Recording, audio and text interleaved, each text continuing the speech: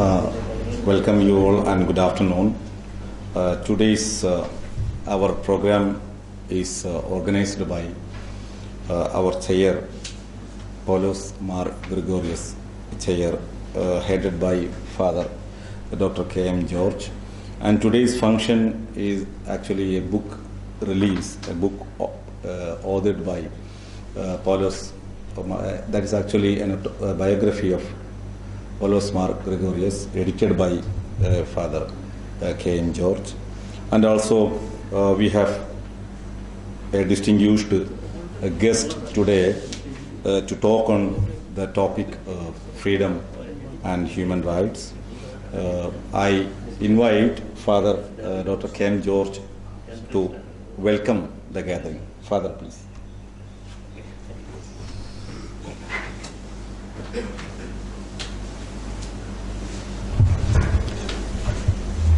Respected moderator, Professor Naushad, Honorable Vice Chancellor Dr. C.T. Aravindakumar, Justice Alexander Thomas,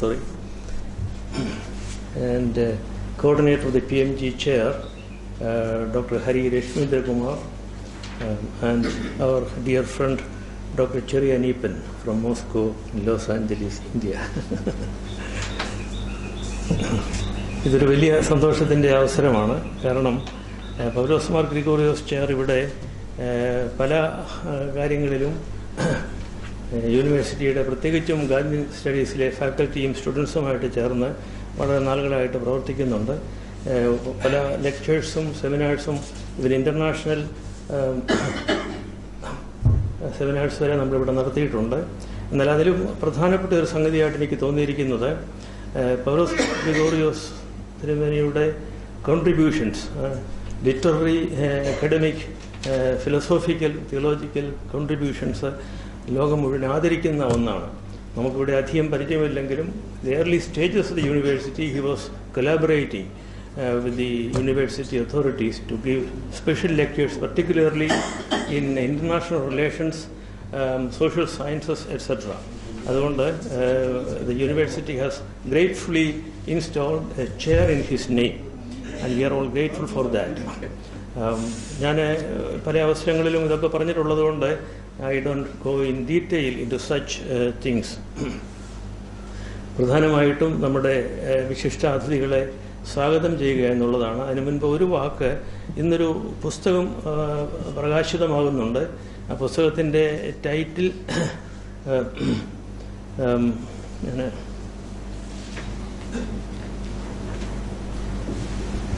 നിങ്ങൾക്ക് ഒരു പക്ഷേ പരിചയം കാണും. Loves freedom, the grand mystery, A spiritual autobiography. അതായത് 1993 ഓക്സ്ഫോർഡിൽ നിന്ന് കൊളോണിലെ ഒരു പ്രധാനപ്പെട്ട സയൻറ്റിഫിക് ഡിസ്കഷന് വേണ്ടി തിരുമേനി പോകുന്ന സമയത്താണ്, ഫ്ലൈറ്റിൽ വെച്ചാണ് അദ്ദേഹത്തിന് സ്ട്രോക്ക് ഉണ്ടായി. And he was partially paralysed. അതുവരെ ആണ് ഓട്ടോബയോഗ്രഫി എഴുതിക്കൊണ്ടിരുന്നത്. അത് പ്രധാനമായിട്ടും അദ്ദേഹത്തിൻ്റെ ബാല്യകാലം, എത്യോപ്യയിലെ 2 സമയങ്ങളിലായിട്ടുള്ള അദ്ദേഹത്തിൻ്റെ സേവനം, എത്യോപ്യൻ ചക്രവർത്തിയുടെ ഹൈലി സെലാസിയുടെ പ്രധാനപ്പെട്ട അഡ്വൈസറും കോൺഫിഡൻറ്റുമായിട്ടുള്ള ഒരു സ്റ്റേജ്, ഇതെല്ലാം അദ്ദേഹം നന്നായിട്ട് വിവരിച്ചു കഴിഞ്ഞു. പിന്നെ ഉള്ളതിനെല്ലാം അദ്ദേഹം ഡ്രാഫ്റ്റ് ഹെഡിങ്സ് കൊടുത്തിരുന്നു, ഇതൊക്കെ ഇന്ന കാര്യങ്ങൾ എഴുതണമെന്ന് പറഞ്ഞ്. പക്ഷേ പിന്നെ അദ്ദേഹത്തിന് എഴുതാനായിട്ട് സാധിച്ചില്ല. ജർമ്മനിയിലെ ഒരു ക്യൂർ ക്ലിനിക്കിൽ വെച്ച് അദ്ദേഹം ഒരു കൈകൊണ്ട് ടൈപ്പ് ചെയ്ത് അദ്ദേഹത്തിൻ്റെ ജേർണൽ പോലെ അവിടുത്തെ ചില അനുഭവങ്ങൾ എഴുതി. അത്രയേ ഉള്ളൂ അദ്ദേഹത്തിൻ്റെ ഓട്ടോബയോഗ്രഫിയിൽ. So we have produced the unfinished autobiography with the draft title he gave to the book. And now we have added a number of articles and lectures which he did later in his life, which reflected his intellectual and spiritual evolution. അത് വളരെ പ്രധാനപ്പെട്ടതാണ്. For example, how my mind has change. അത് വളരെ വിപ്ലവം ഉണ്ടാക്കിയ ഒരു ആർട്ടിക്കിളാണ്, which was publish in America, ഒരു സീരീസിൽ how my mind has change. അതിൻ്റെ അകത്ത് വെസ്റ്റേൺ ഫിലോസഫിയും കൾച്ചറിനെയും ഈസ്റ്റേൺ ട്രഡീഷനെയും എല്ലാം അദ്ദേഹം കമ്പയർ ചെയ്യുകയും വളരെ ക്രിട്ടിക്കലായിട്ട് അവഗാഹപൂർവ്വം അദ്ദേഹം എഴുതുകയും ചെയ്തു. That is also include in the book. പിന്നെ അദ്ദേഹത്തിൻ്റെ ഡയറിയാണ്. അദ്ദേഹം എത്യോപ്യയിൽ 1947 എത്യോപ്യയിലേക്ക് പോകുന്നത്.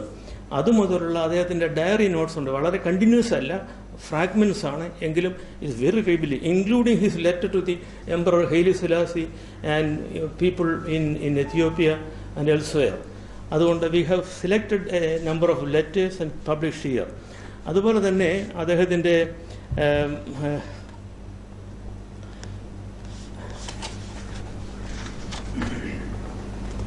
ജേർണൽ നോട്ട്സ്, അദ്ദേഹത്തിൻ്റെ ഡയറി കുറിപ്പുകളുണ്ട്.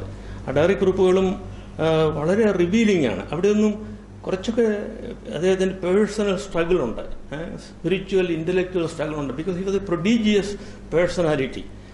അതുകൊണ്ട് he was suffering a lot. എവിടെ ചെന്നാലും he is an out man out. അങ്ങനെയുള്ളൊരു എക്സ്പീരിയൻസ് ഉണ്ടായിരുന്നു. That continued throughout his life. അപ്പം അതെല്ലാം കൂടെ കുറേയൊക്കെ ഉൾപ്പെടുത്തിയിട്ടുണ്ട്. കംപ്ലീറ്റ് അല്ല. So everything is in a way unfinished. So I gave the adjective unfinished deliberately because his life was unfinished. His vision was unfinished and it continues in a way. ഇതിൻ്റെ cover പേജാണ് അവിടെ കാണിച്ചിരിക്കുന്നത്, which is also a historic picture. In 1979 at the MIT they had a 13-day discussion conference on faith, science and future. A remarkable, legendary conference. As a student, I could attend that, so I am a personal witness of that. 13 days ഈ bishop, അദ്ദേഹത്തെ bishop എന്നുള്ള നിലയ്ക്കല്ല നമ്മൾ അന്നേരം കാണുന്നത്. He is an outstanding intellectual and great leader who could see the future in various ways. അവിടെ നിങ്ങൾ കണ്ടോ, നടുക്കിരിക്കുന്നത് ഒരു ആർട്ടിസ്റ്റിൻ്റെ ഒരു സങ്കല്പമാണ്. ആർട്ടിഫിഷ്യൽ ഇൻ്റലിജൻസ് 1917 വന്നിട്ടില്ല, സങ്കല്പം പോലും കാര്യമായിട്ടായിട്ടില്ല. MIT-യുടെ പോർച്ചിൽ അവർ രണ്ടുപേരും കൂടി ഇരിക്കുന്ന ചിത്രമാണ്. അതിൻ്റെ അകത്ത് കാണിച്ചിരിക്കുന്നത് is a prefiguration of the artificial intelligence, artificial brain എന്നാണ് അതിന് കൊടുത്തേക്കുന്നത്. അന്ന് അവിടെ വന്ന ഒരു ജേർണലിൽ വന്ന ഒരു സ്റ്റോറി, കവർ സ്റ്റോറി എന്ന് പറഞ്ഞ് ഈ പുസ്തകത്തിൻ്റെ പുറത്ത് കൊടുത്തിട്ടുണ്ട്. സോ അത് വളരെ ഹിസ്റ്റോറിക് ആയതുകൊണ്ടാണ് അതങ്ങനെ കൊടുത്തിരിക്കുന്നത്. മെയിൻ ടൈറ്റിലിൻ്റെ റൈറ്റ് സൈഡിലെ മെയിൻ ടൈറ്റിലിൻ്റെ താഴെ അദ്ദേഹത്തിൻ്റെ വിഷൻ അവിടെ കൊടുക്കുന്നുണ്ട്. If you can read that, that was the great vision which inspired him, and those of us who are his students and followers, he inspired us. അതുകൊണ്ട് he needs to be known more in our circles, and I'm very happy that the university has been very, very sympathetic and sensitive to the little contributions which we could make from the chair. അതിന് പ്രത്യേകിച്ചും I am very much obliged to the present Vice Chancellor, Dr. C.T. Aravindakumar. He always supported the chair. And then the faculty here, they are very kind, and they, in fact, they arrange everything. Otherwise I am all alone. And the students here, occasionally they invite me to give lectures, general lectures to students at different times. ഇതെല്ലാം out of the concern for the broad intellectual scope of this man. ലോകത്തിലെ ഏത് വിഷയം എടുത്താലും ആ വിഷയത്തോട് ബന്ധപ്പെടുത്തി പൗലോസ് ഗ്രിഗോറിയസിൻ്റെ രചനയുണ്ട്. ഇവിടെ ചെയറിൻ്റേതായിട്ട് 3 പുസ്തകങ്ങൾ നമ്മൾ പബ്ലിഷ് ചെയ്തെന്ന് ഞാൻ പറഞ്ഞല്ലോ. ഒന്ന് ഇവിടുന്നല്ല പബ്ലിഷ് ചെയ്തത്, അത് അമേരിക്കയിലെ ഫോർട്രസ് പ്രസ്സാണ്. പൗലോസ് ഗ്രിഗോറിയോസ് റീഡർ, അദ്ദേഹത്തിൻ്റെ എല്ലാ റൈറ്റിങ്സിൽ നിന്നുള്ള passages with comments and notes അത് ഞാനാണ് തയ്യാറാക്കിയത്. അതിനുശേഷം ഇവിടെ വന്നിട്ട് the philosophy, the quest for meaning, philosophy and the quest for meaning, അദ്ദേഹത്തിൻ്റെ ഫിലോസോഫിക്കൽ ആർട്ടിക്കിൾസാണ്. മൂന്നാമത്തേതാണ് ഈ പാർഷ്യൽ ഓട്ടോഗ്രഫി. ഈ അവസാനത്തെ രണ്ടിനും ഇവിടുത്തെ publication department with the special permission of the vice chancellor, the university has taken up the publication in a very beautiful way. അതുകൊണ്ട് I am very grateful to the university and my faculty colleagues and the vice chancellor. Now I need to welcome formally the Honorable Vice Chancellor Dr. C.D. Aravindakumar to inaugurate this session. And we have the chief guest today, Justice Alexander Thomas. We have been very close friends for a long time. Many of you know that he was in the High Court as Justice for 18 years, and towards the end of that he became acting Chief Justice for a time. And when he retired, he was thinking of going into philosophy, interfaith dialogue, and he has very perceptive friends, including nature lovers and philosophers and mystics. That was his vision. but suddenly the government appointed him as the chairperson of the Human Rights Commission, which is good for the society, I'm sure, because he was a just judge. He is an ecologically minded judge. His verdicts are sometimes called green verdicts. So his sensitivity, his broad interest, and his voracious reading is a great contribution to our society. I'm very happy that he has agreed to come because he also loves and admires Paulos Gregorios. Justice Alexander Thomas, we welcome you most heartily. We have a guest, Dr. Cherian, some of you know him. He had his office in Moscow and Los Angeles. He was, as a young boy, he was trained by the great K.P.S. Menon. He was a neighbor to K.P.S. Menon in Kottayam. He became an engineer in Moscow and became a link between America and Soviet Union at the time of the Cold War, which is amazing. He could speak Russian as so fluently like any Russian. So he was not simply a businessman. He made some money, but all that money was spent on publishing some of the very profound spiritual writings from Greece, from Russia, and from some other ancient monasteries. So in Kerala, if you go to any monastery or seminary, you will find his books, which are all freely distributed to the public. So Dr. Cherian also behind the recovery of this book. You know, when Paulos Gregorios had his stroke, he was thoroughly, disturbed. You know, he almost lost his writings on the computer, and he gave him some hard disk, and Dr. Cherian took it to Silicon Valley, and then he recovered it with great effort. He recovered the writings of Paulos Gregorios. So technically, he is the inventor of this book. So I'm very happy that Dr. Cherian is here. Thank you. I don't need to say to welcome my dear colleagues, Dr. P.P. Naushad, very enthusiastic. You know, whenever we have something here, he takes initiative, and Dr. Hari Lakshmindra Kumar, an old-time friend. Again, they are both, and other colleagues are here with the students. Thank you very much and most welcome. So I stop my words here and invite, I made the moderators of task to invite the Vice Chancellor. Thank you.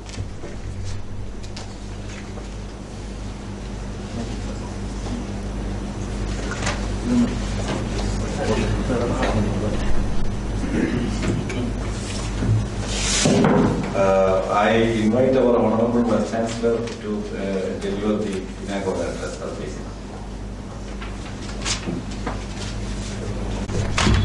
Namaskaram. Good afternoon. I'm not going to deliver any lecture or inaugural address or something like that. Okay, I'm going to listen to you people anyway. So thank you for the invitation. വളരെ സന്തോഷം.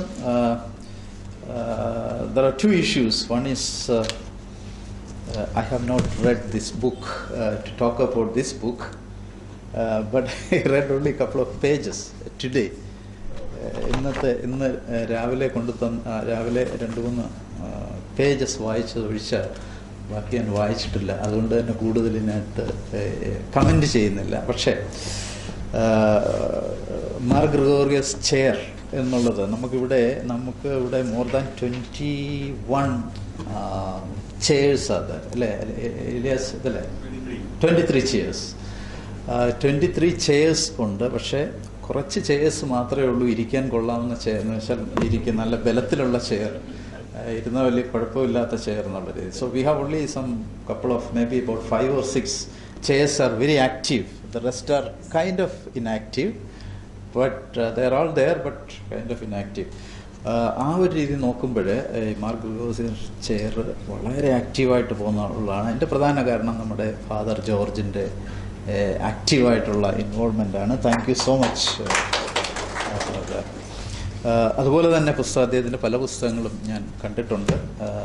ചിലതിൻ്റെയൊക്കെ കുറച്ച് ഭാഗമൊക്കെ വായിച്ചിട്ടുണ്ട്, കൂടുതൽ വായിച്ചിട്ടില്ല. പക്ഷേ ഇതും തീർച്ചയായിട്ടും ഒരു സംശയം എനിക്ക് ആദ്യം വന്നത് ഇതാണ്, എങ്ങനെയാണ് ഈ ബയോഗ്രഫി, അദ്ദേഹത്തിൻ്റെ ബയോഗ്രഫി നേരത്തെ ഉണ്ട്, പിന്നെ എന്താണ് ഇപ്പോഴത്തെ ഇതിലൊരു വ്യത്യസ്തത എന്ന് ഞാൻ ചോദിക്കുമായിരുന്നു. അത് തീർച്ചയായിട്ടും കൂടുതൽ മനസ്സിലായത് ഇപ്പോഴാണ്. അതിൻ്റെ പല ഭാഗങ്ങളും റീക്രിയേറ്റ് ചെയ്യപ്പെട്ടു എന്നുള്ളതാണ് എൻ്റെ ഏറ്റവും വലിയൊരു കാര്യം. അത് തീർച്ചയായിട്ടും വലിയൊരു വർക്കാണ്. അത് വളരെ സന്തോഷം.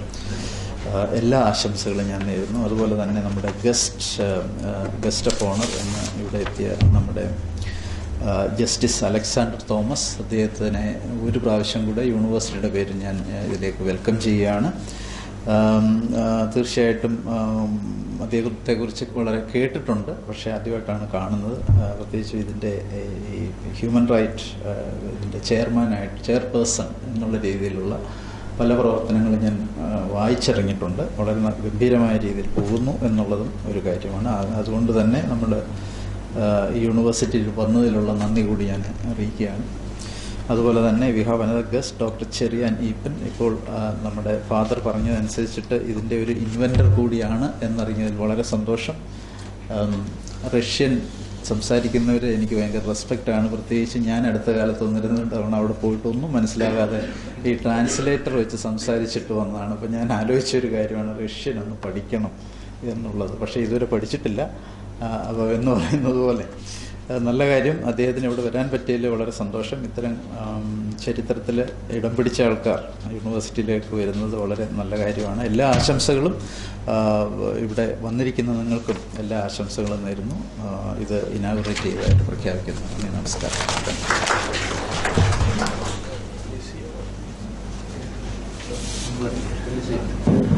So the next is the most important event of this function is to release the book published by this year, which is co-published with the MG University Department of Printing and Publishing, and I invite Honorable Justice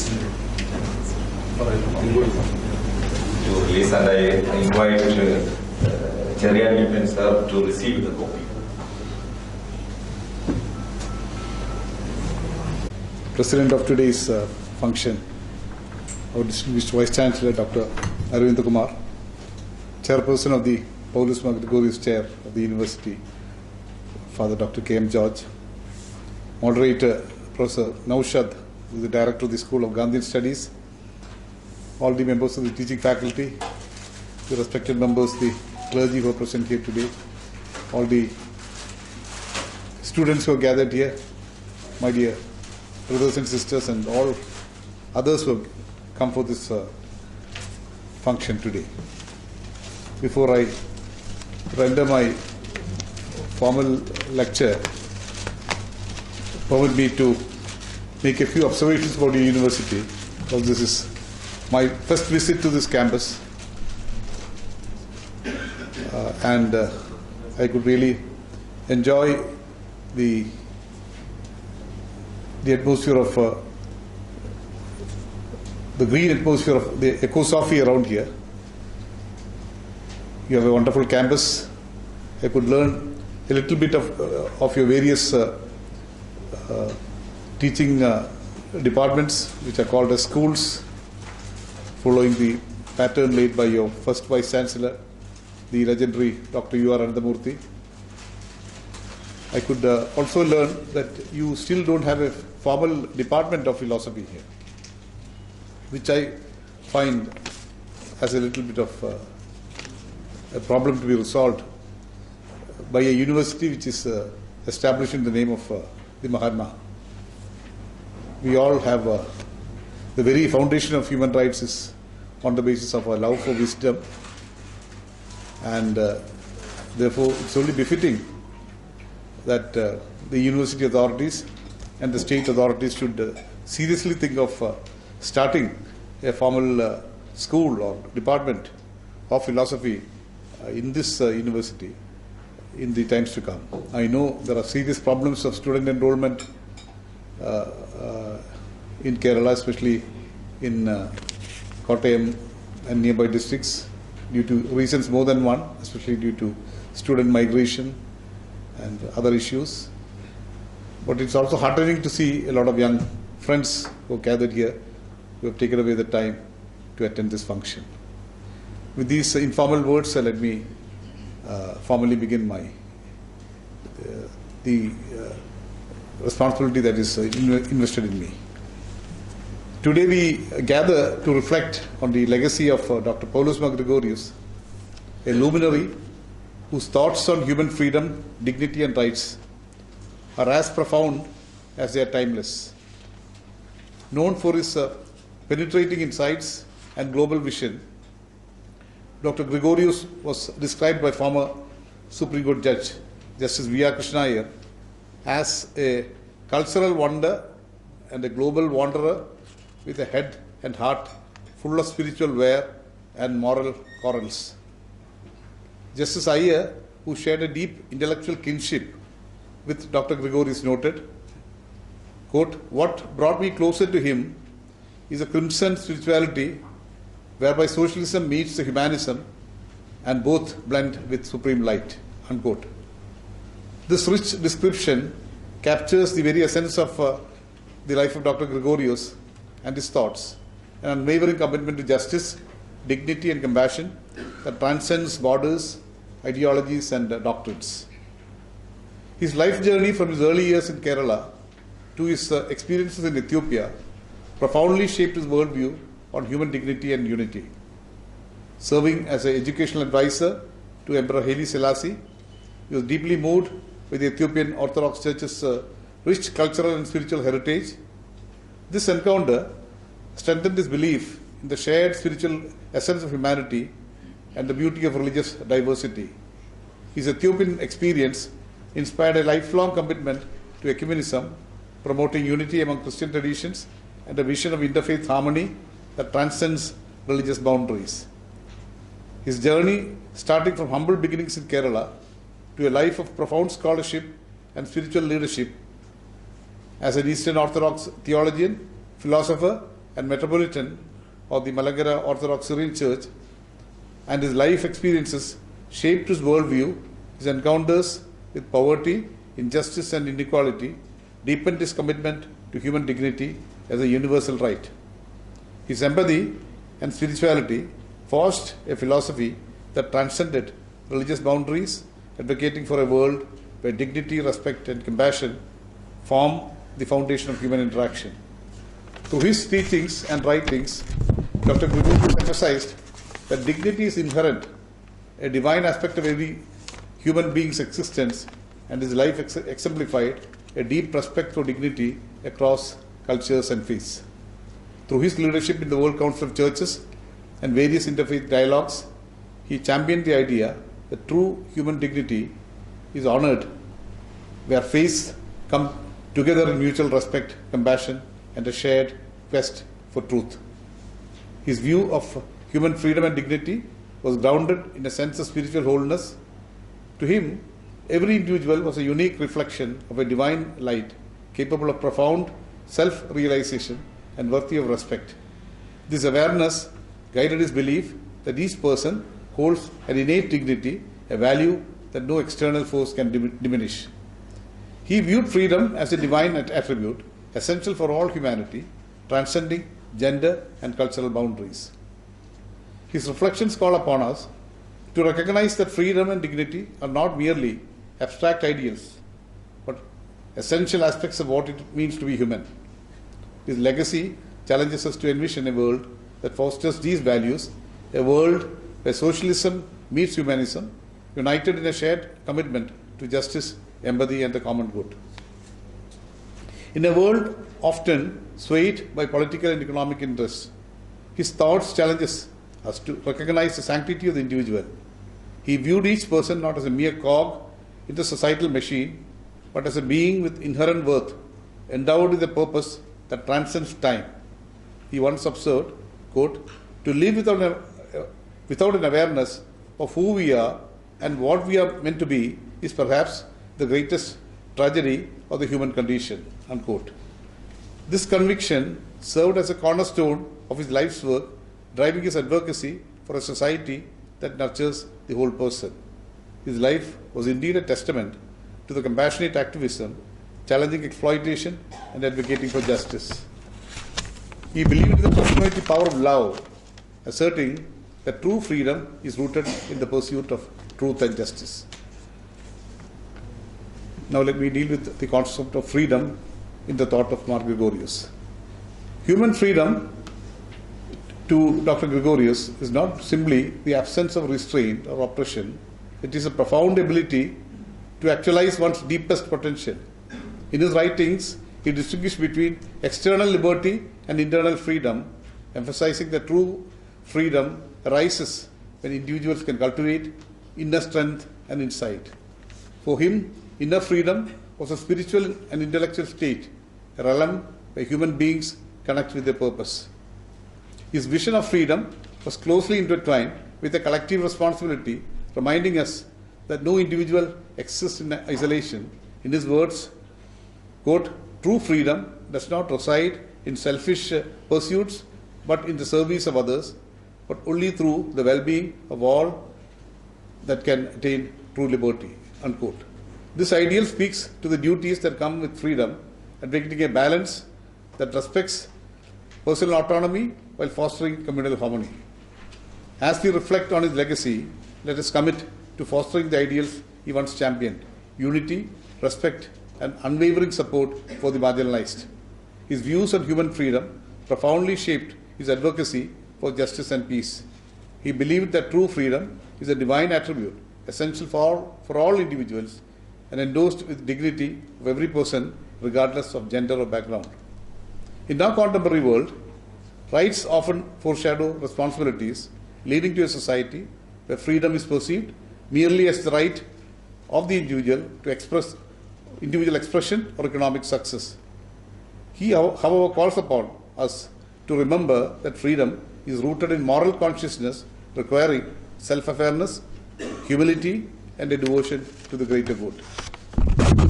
Now, to deal with human dignity as a universal right. Dignity in his thought is both inherent and relational. It is inherent because every human life possesses value beyond measure. It is relational because dignity is expressed and honored within communities, and every human being's worth is intertwined with that of others. He passionately believed that human dignity is inviolable, not contingent upon societal status, wealth, or achievements. He often drew from religious teachings affirming the belief that dignity is granted to every human being by virtue of their very existence. In his words, the divine spark resides in all, a reminder that every soul deserves respect, compassion, and love. This principle resonates with the foundational doctrines of human rights and reminds us of the obligations that we hold towards each individual, irrespective of background or belief. His stance on dignity challenges us to re-evaluate our societal structures.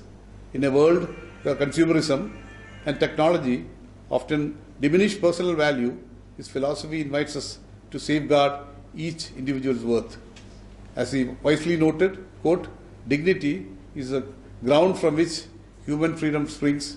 Without it, freedom becomes self-serving and rights becomes tools for division rather than unity, unquote. Now, human rights as a moral imperative. Dr. Gregorios' reflections on human rights stem from his belief in the shared human experience. Rights, as he viewed them, are not privileges granted by governments, but universal entitlements derived from human dignity. He recognized that true progress demands a commitment to societal justice, advocating that a society which respects human rights is one that has reached a higher moral consciousness. His commitment to justice was evident in his passionate challenges against oppression, colonialism, and economic exploitation, often placing him in direct confrontation with powerful entities. He emphasized the need for a just society lined with Christian principles, advocating social restructuring to address systemic poverty and inequality. Yet he cautioned against reducing human rights to a mere legal framework. To him, rights are deeply moral concepts rooted in empathy and solidarity. He noted, quote, when we speak of rights, let us remember they are the means through which society acknowledges the inestimable worth of each individual, unquote. This reminder urges us to uphold rights not out of legal obligation alone, but as a reflection of our own humanity. In his view, human rights without a foundation of dignity and freedom are hollow. They become tools for self-interest rather than pathways to justice. His stance aligns well with the Universal Declaration of Human Rights, particularly in its preamble, which states recognition of the inherent dignity and of the equal and inalienable rights of all members of the human family is the foundation of justice, freedom, justice and peace in the world. Now coming to harmonize rights and responsibilities, a distinguishing feature of his philosophy is his insistence that human rights must be balanced by responsibilities. He believed that rights, when exercised without responsibility, lead to societal fragmentation. Rights, if not tempered by duties, he once observed, become blind to the needs of others, and blind rights give rise to a world of competition rather than compassion. In the current discourse on rights, where demands of individual entitlements often foreshadow collective responsibilities, his message is particularly resonant. He urges us to approach rights with humility, seeing them as a means to fulfill our duty towards others. True human rights advocacy, in his view, is not merely about enforcing laws, it's about cultivating a culture where each individual recognizes their role in uplifting the community. The next two parts are on ethical foundations of human rights and a call for compassionate leadership for enforcing human rights. I will then go to the next part regarding his vision for the future. The vision of Dr. Gregorios for the future remains a clarion call to our generation. He envisioned a world where every person, regardless of their origins or beliefs, could live with dignity, freedom and rights that nurture rather than constrain. In a memorable statement, he said, quote, "The future will judge us not by the power we wielded, but by the dignity we granted to the weakest among us." Now, to the concluding remarks. His vision of human dignity, freedom and rights align closely with the philosophical evolution of human rights, which centers on the inherent worth of the individual. In his view, dignity is the foundation of all human value, a sacred quality that each person carries by virtue of their existence, which in turn grounds their freedom and rights.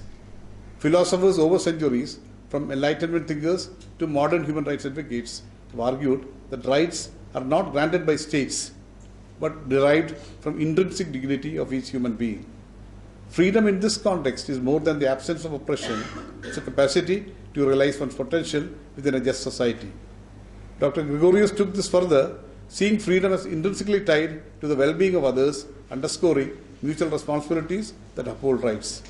His philosophy reflects a view where dignity is inseparable from rights and freedom, each serving as pillars of moral and humane society, echoing the deepest aspirations of human rights philosophy for a world of respect, justice and solidarity.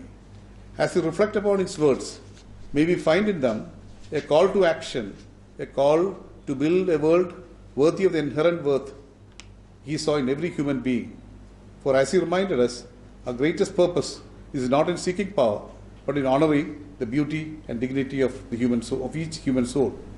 In reflecting his profound insights, we are reminded that the true strength of human rights lies in the philosophical foundation, a foundation that honors human freedom, upholds dignity, and binds us in mutual respect. His vision urges us to see human rights not merely as entitlements or protections, but as moral imperatives woven into the fabric of our shared humanity. At its core, his philosophy teaches that freedom, dignity, and rights are interconnected ideals that together elevate the human experience. As we carry forward his legacy, may we strive to root our actions and policies in these principles, recognizing that a just society begins with an unwavering commitment to the dignity of every individual. In doing so, we not only honor the legacy of Metropolitan Dr. Paulos Gregorios, but also contribute to a world that reflects the highest aspirations of human rights. Reflecting on the philosophical foundation of human rights, we find that the true strength lies in an unwavering commitment to freedom, dignity, and mutual respect. Human rights are not merely entitlements or legal protections. They are profound moral imperatives that recognize the intrinsic worth of every person. This foundation teaches us that freedom, dignity, and rights are interwoven ideals essential to a just and humane society. By upholding these principles, we honor the highest aspirations of humanity, creating a world where each individual's inherent value is recognized and protected and nurtured. Let this understanding guide us, reminding us that a genuinely just society begins with our commitment to these timeless values. Let me conclude by quoting Nelson Mandela, who said, "To deny people their human rights is to challenge their very humanity."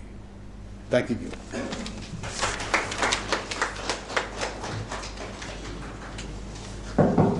Thank you, sir. Upon the theology of spirituality of people like Gregorios of Nyssa, whom he was very fond of. So freedom and evil go together. Once you have freedom, you have the freedom to choose good or evil. I had a discussion with a very senior judge, and he found this expression evil as very amusing. He said, do you still believe in evil? He said. I said, Kant spoke about radical evil, so I think we cannot dispense with evil. And we experience evil. So I think freedom is something too fundamental about the very essence of divinity. And once you, in fact, for preparing another lecture, I just went through the latest, last year's Nobel Literary Prize winner's work, Jan Fosse, a Norwegian writer, and critics are hailing it as another follow-up of Mr. Eckhart's spirituality. And he says that God is almighty, but maybe God isn't almighty at the end of the day. He isn't almighty because he respects free will. So, and therefore he may not be almighty all the time. I mean, it's a very wonderful, maybe, I don't know how far we can have a spiritual discourse in the midst of a secular university. But still, I think it's the whole idea of freedom and free will. It has to allow for the freedom of others, which means you have negative consequences, and therefore freedom is still we cannot forgo freedom. That's the whole debate between that we have seen for centuries, and probably that's the price that we have to pay for remaining humane.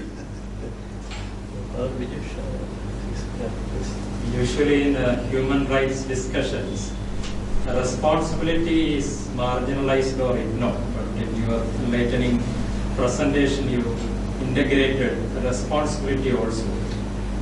And when we discuss freedom, usually it is in negative terms, freedom from. But when we read Paulos Gregorios, even our contribution to shape a just and peaceful world is integral part of freedom. That's really a very insightful idea. Our commitment and dedication to build up such a society, as you have rightly mentioned in this paper, is part of basic human freedom. For that positive interpretation is very, very beautiful. I think the whole idea is that you're enjoying your freedom and rights, and your dharma is, you're very rational for your existence to enjoy these things, is to do service to others, to allow others to enjoy their freedom and rights. But apart from philosophers like Paulos Gregorios, I think our very Indian constitution, the bedrock of which was structured by Dr. Ambedkar and his team in the Constituent Assembly. See, you have Part 3 in our constitution, which speaks about fundamental rights, which may be on the pattern of Western liberal democratic setup of freedom to enjoy free speech, freedom to enjoy complete life, freedom of association, etc., freedom of religion, etc. But you have Part 4 also, which speaks about the directive principles of state policy, which enjoins the state meaning the whole community of citizenry, to adopt certain courses of action to ensure that the majority of the people will be able to enjoy the fundamental rights. And we have fundamental duties also later on added in the 42nd Amendment in Part 4A. And in the preamble, Dr. Ambedkar's expression for justice, he says it's trinitarian: social, economic and political. And democracy, in his view, has three trinitarian elements, as a trinitarian element. One is political democracy, social democracy and economic democracy. And then you have equality, liberty and fraternity as the other trinity. So recently in one interview I was venturing to give a proposal, to make my submissions that you have three trinities, three sets of trinities conceived by the constitution makers. One is justice, which is social, economic and political, and democracy, which is political democracy, one man, one vote, one value, and then social democracy, which is on the horizontal level, and then you have economic democracy. We don't speak about economic democracy at all. It's something different from the old statist ideas of socialist concepts. It is a democratization of the economy. By democracy, you have three elements. One is you democratize the polity, you democratize the society, and you democratize the economy. And then you have equality, liberty, and fraternity. And fraternity is the key element which binds. In the absence of any one of these, in the three trinities, I think it becomes something sterile. It becomes something blind. So this concept has been there in our constitution makers. So, Ambedkar and our founding fathers and founding mothers of our constitution have envisioned a constitution which is very rich and lively, which is trying to bridge rights with responsibilities, fundamental rights with directive principles of state policy. And Supreme Court has said, our Supreme Court has said, right from post Keshavananda Bharati, that when we enunciated the doctrine of basic structure, that the harmony between the fundamental rights in Part 3 and directive principles of state policy in Part 4, that's also that's one of the cardinal elements of a basic structure, to bring about the balance and harmony. Though Part 4 directive principle by itself is not enforceable for a court of law, the harmony between the two is a component of the basic structure. So that is why initially I was venturing to make the remark that maybe the right kind of convergence between Gandhi and Ambedkar could be our hope for the future, at least in India. I would like to refer to the important book of Paulos Gregorios on enlightenment. The title is Enlightenment East and West, which he prepared sitting at the Shimla Institute.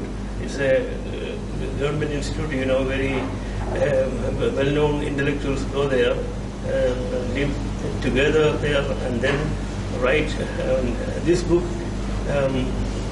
Enlightenment East and West, later published in America as Light to Blind, where he is criticizing the whole Western structure and understanding of freedom. Until the time of Immanuel Kant in the 18th century,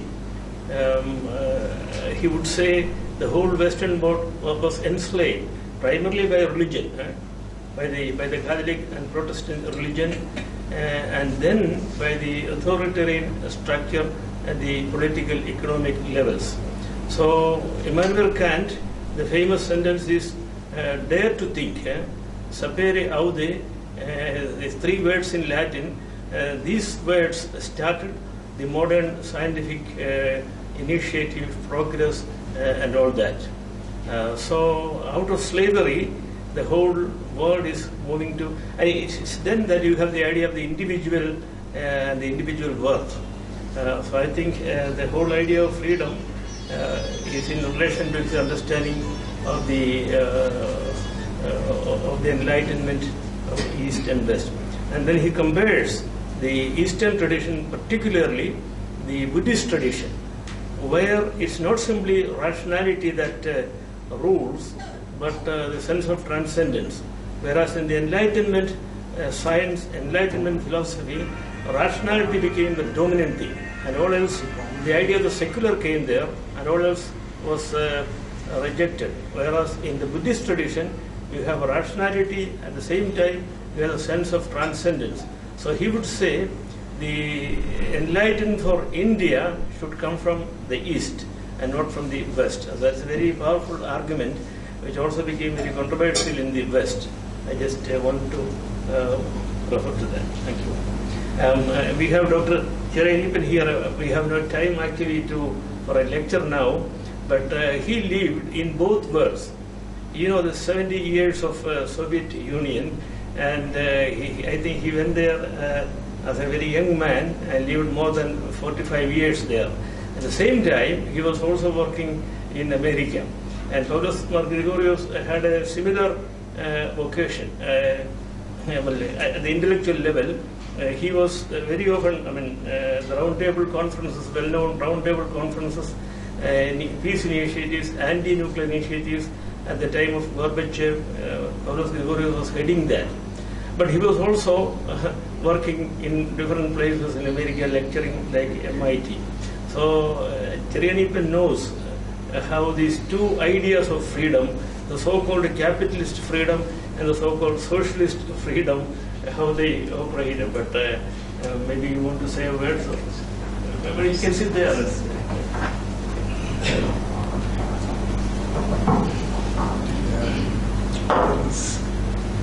Honorable Vice Chancellor is here. Human rights justice is here. So we are all talking about religious, also concentrating on that philosophical aspects. You know, 2 months back I was in Boston for a Sages and Scientists conference. I was a listener because I am neither a scientist nor a sage. You know, what is happening? I see there was a dialogue of sages insisting certain aspects. So we are going to continue what was going on. But at the same time, scientists comes and they came with new, for example, from Germany, Hans-Peter Duer came and said, it was wonderful, he came and said that matter doesn't exist. We had to fall down from our chair about hearing that matter doesn't exist. We cannot solve. Then what exists? So that's a wrong question. We can come back. Why I am telling you this?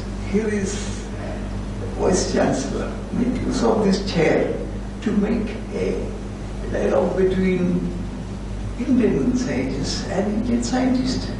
Then we can bring the international scientists. I have experience in Schumacher College bringing 25 scientists from 25 countries.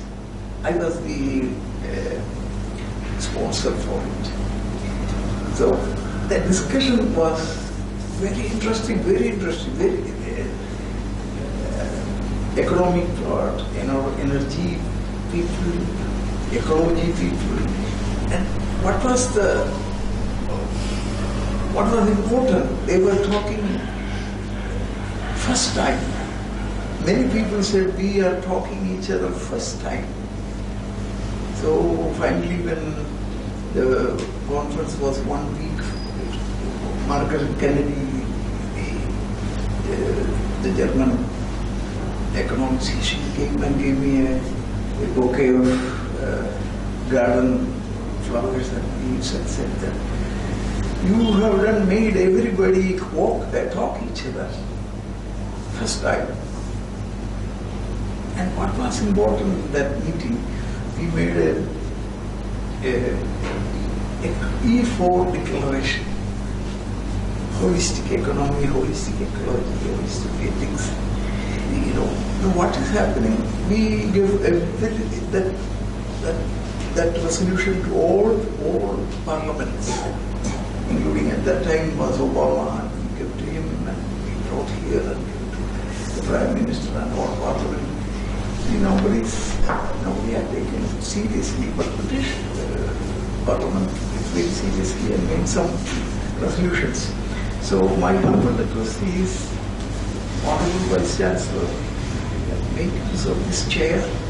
About this chair, I am one of the pioneers to make this chair happen, because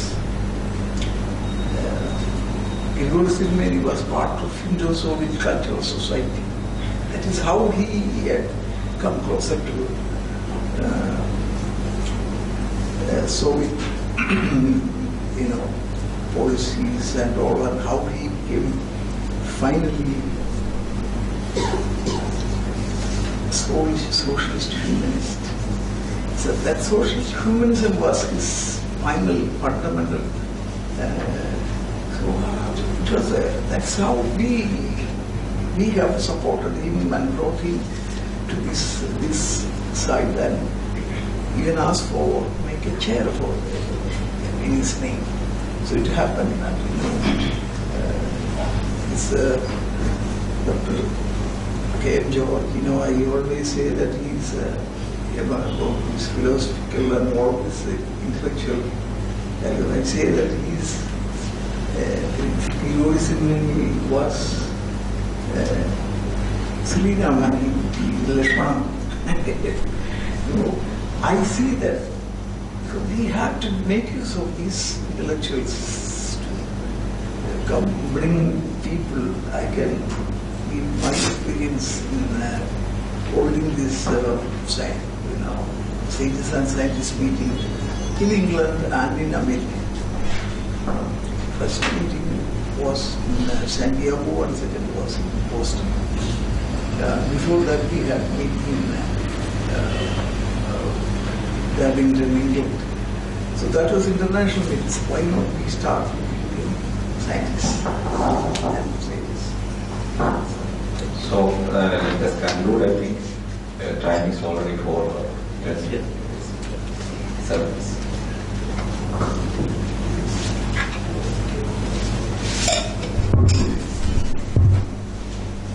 Good evening. We are in the closing moments of this intellectual gathering, and before doing my duty, I am emphasizing our guest's view or observation to start a separate department for philosophy, or make the Paulos Gregorios chair to a department of philosophy. Okay. I'm in this auspicious occasion, I am extending my sincere gratitude to our Honorable Vice Chancellor, Dr. Aravind Kumar sir. He was with us all these moments. Thank you, sir. And also I am extending my sincere gratitude to our Chief Guest, Justice Alexander Thomas sir. Thank you, sir. And all other dignitaries, my colleague Naushad sir, our Director, Aip sir, and Reverend Father George sir, and Thomas sir, all other dignitaries assembled here. Thank you all. Thank you. ഒരു വാക്ക് ഞാൻ ഇവിടെ വന്നിരിക്കുന്ന എൻ്റെ സ്നേഹിതരെ പ്രത്യേകിച്ച് recognise ചെയ്യുന്നില്ല, എങ്കിലും എടുത്തു പറയേണ്ടതുണ്ട്. നമ്മുടെ ശ്രീ ബാബു ജോൺ വട്ടത്തൂരിൽ നിന്ന് വന്നതാണ്. ഈ ചെയറിന്റെ പ്രവർത്തനങ്ങൾക്കെല്ലാം ബാബു ജോൺ എപ്പോഴും വലിയ സഹായം നൽകിയിരുന്നു എന്നുള്ളത് സന്തോഷത്തോടുകൂടി ഓർക്കുന്നു. അതുപോലെ സാറിലൂടെ തൊട്ടറിയുന്നത് തന്നെ സാറിന് വലിയ താല്പര്യം നമ്മുടെ കാര്യങ്ങളിലുണ്ട്. അതുപോലെ നമ്മുടെ ഓർത്തഡോക്സ് പ്രിൻസിപ്പൽ ജോൺ തോമസ് കരിങ്ങാട്ടിലച്ചൻ, നാഗ്പൂർ സെമിനാരിയുടെ പ്രിൻസിപ്പൽ ഡോക്ടർ വിജയ് ഫിലിപ്പച്ചൻ, തോമസ് ചാവടിയച്ചൻ, അതുപോലെ വിശ്വസിച്ചിരിക്കുന്ന ജോബിൻ, ഫാദർ ജോലി, ഫാദർ എല്ലാം വളരെ നന്ദിയോടുകൂടി ഓർക്കുന്നു. ഈ പുസ്തകത്തിന്റെ തയ്യാറെടുപ്പ് ഒത്തിരി ബുദ്ധിമുട്ടുകൾ ടെക്നിക്കായിട്ടുണ്ടായിരുന്നു. ജോജിയച്ചൻ എന്നെ വളരെയധികം സഹായിച്ചു. അതുപോലെ തന്നെ ഇവിടെ വന്നിരിക്കുന്ന ജോയിസ് തോട്ടക്കാട് ജോയിസോട്ടക്കാരാണ് വാസ്തവത്തിൽ പിന്നീട് എല്ലാ ആർക്കൈവ്സും സൂക്ഷിക്കുന്ന ആളാണ്. ജോയിസിന്റെ നിശ്ചലമായ സേവനം എന്റെ പുറകിലുണ്ട്. അവരെ പ്രത്യേകിച്ച് ഞാൻ രണ്ടുപേരെയും നന്ദിയോടുകൂടി ഓർക്കുകയും ചെയ്യും. Thank you.